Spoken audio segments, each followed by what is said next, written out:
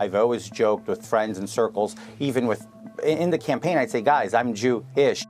The Republican, who has already admitted to fabricating details about his background, is now accused of violating campaign finance laws. He's now looking at a formal ethics complaint that accuses him of illegally using campaign funds for personal expenses.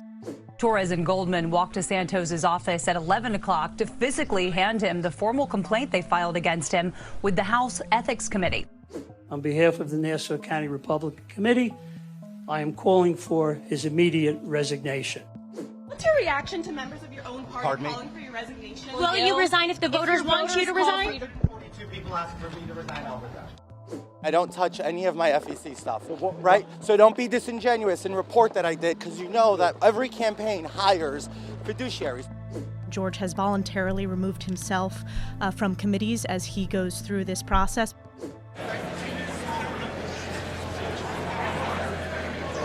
It's not the first time in history that I've been told to shut up and go to the back of the room. It wasn't very Mormon of him. That's what I can tell you.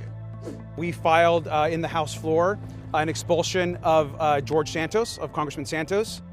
I have to sit down and endure people say things about me that are absolutely not true, or they're just making out of cloth.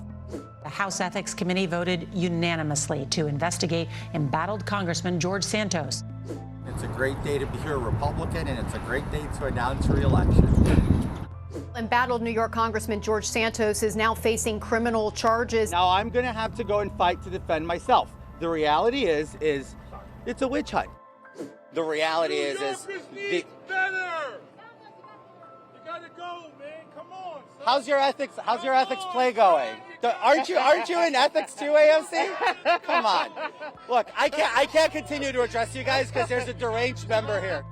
New York Congressman George Santos has been indicted by the Department of Justice a second time. Conspiracy, wire fraud, false statements, falsification of records, aggravated identity theft, and credit card fraud. This is a victory for the process. Due process won today, not George Santos. I'm not resigning because I was duly elected. We're now learning that a former campaign fundraiser for the embattled congressman pled guilty today in federal court. Is your plan to fully serve, stay in Congress, not resign? Like I've said before, I'm staying in office for sure. They say that Santos blatantly stole from his campaign, spending campaign funds, things like Botox, lavish trips to Atlantic City, on OnlyFans. Congressman George Santos says he will not run for re-election.